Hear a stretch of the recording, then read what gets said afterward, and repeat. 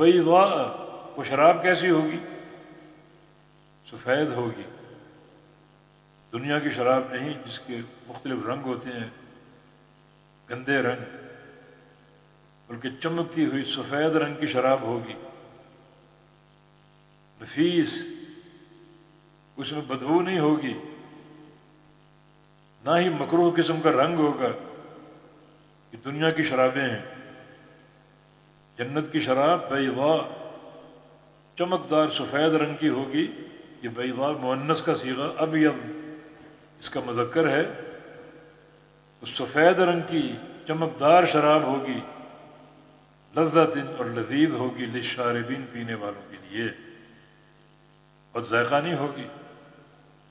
دنیا میں شرابی شراب پیتے ہیں، ان کے منہ بن جاتے ہیں، بد ذائقہ، بدبودار، بد رنگ۔ جنت کی شراب نہ تو بد ذائقہ ہوگی بلکہ لذیذ ہوگی، نہ بد رنگ ہوگی بلکہ سفید خوبصورت چمکدار ہوگی، اور نہ بدبودار ہوگی،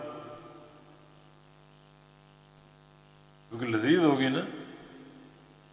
لذیذ چیز کی پوری لذت تب بھی حاصل ہوگی جب اس میں خوشبو ہو۔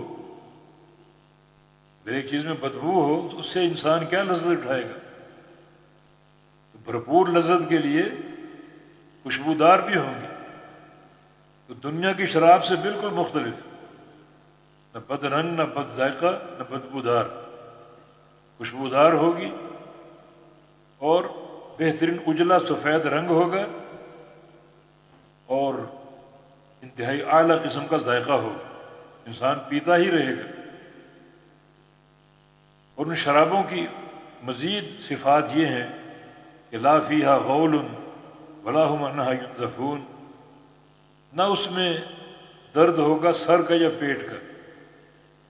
غول دونوں قسم کے درد کو بولتے ہیں، سر درد کو بھی غول کہا جاتا ہے، اور پیٹ درد کو بھی غول کہا جاتا ہے۔ دنیا کی شرابیں ہوتی ہیں، انسان پیتا ہے، یعنی سر میں درد ہوتی ہے، پیٹ میں درد ہوتی ہے، الٹیاں اور قے آتی ہے، اور بالآخر نتیجہ کمزوری کو نکلتا ہے۔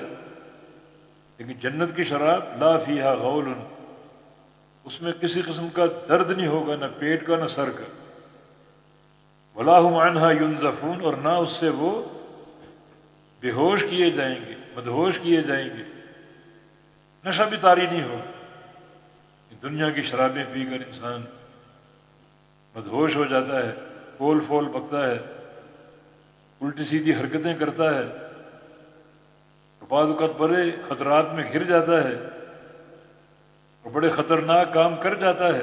جیسے پچھلے دنوں کراچی میں ایک ایکسیڈنٹ ہوا، ایک خاتون نے گاڑی سے باپ بیٹی کو کچل دیا، اور وہ نشے میں تھی۔ نشے میں تصرفات کا علم نہیں ہوتا۔ جنت کی شراب ایسی نہیں ہوگی، نہ اس میں درد سر ہوگا، نہ درد بطن ہوگا، پیٹ کا درد، نہ ہی کسی قسم کا نشہ ہوگا، مدہوشی ہوگی، بلکہ وہ صحت افزا ہوگی۔ دنیا کی شرابوں کا نتیجہ بیماریاں، کمزوریاں، آخر میں موت اور ہلاکت۔